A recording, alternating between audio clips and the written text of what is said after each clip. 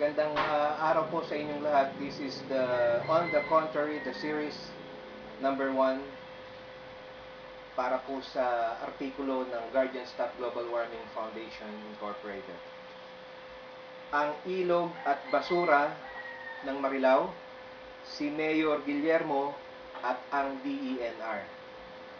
September 2007 nang inilabas ng Blacksmith Institute of New York ang Dirty 30s report ng pinakamarurumi at most polluted rivers in the world.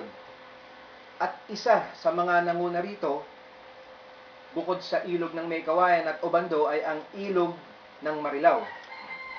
Sikat, di ba?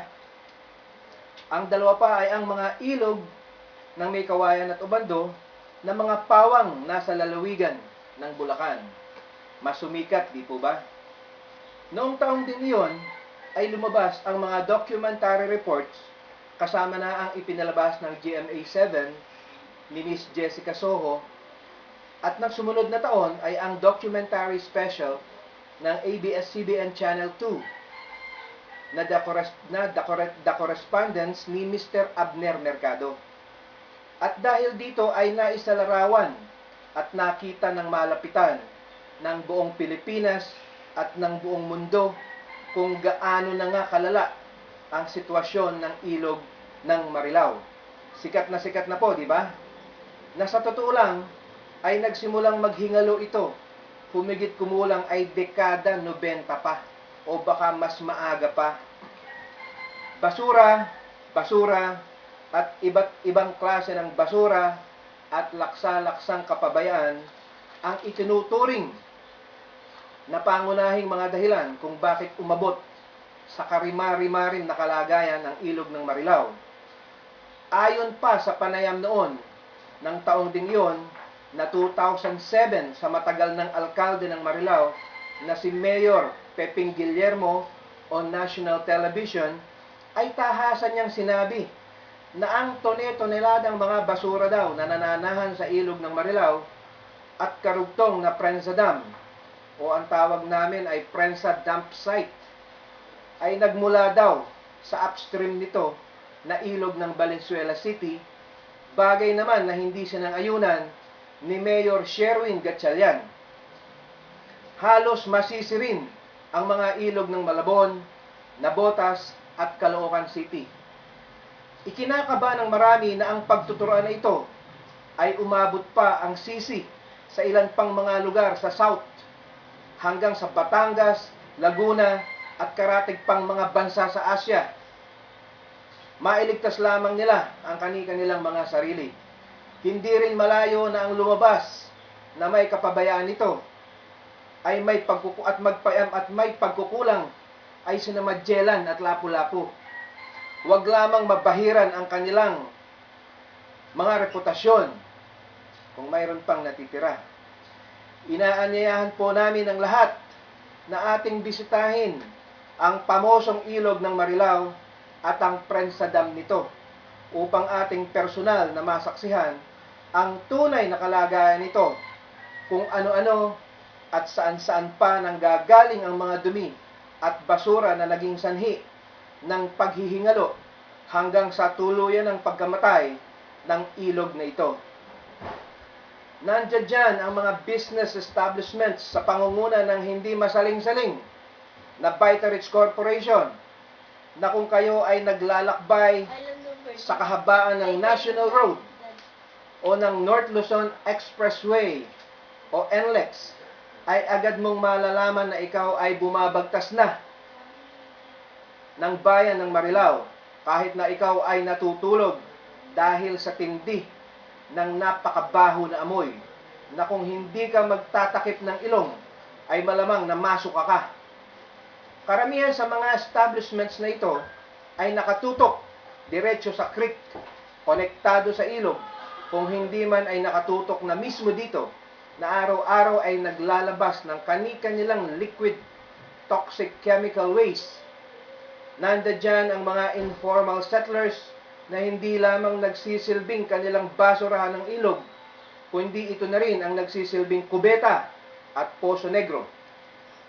Nandiyan din ang panakaw na pagtatapon sa ilog ng Marilao ng mga funeral waste, market waste, septic tank excavator, at hospital waste.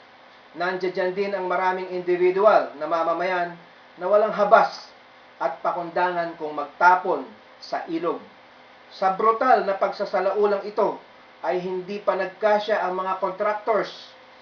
Sa pahintulot ng lokal na pamahalaan ay iniabang pa ang napakalaki at pangkalahatang Poso Negro ng Northville 4 at Northville 4A Resettlement sa Barangay Lambakin, Bayan ng Marilao, na kung ito ay aapaw pagdating ng panahon, ay direkta itong tutuloy sa tubo na nakaumang sa ilog.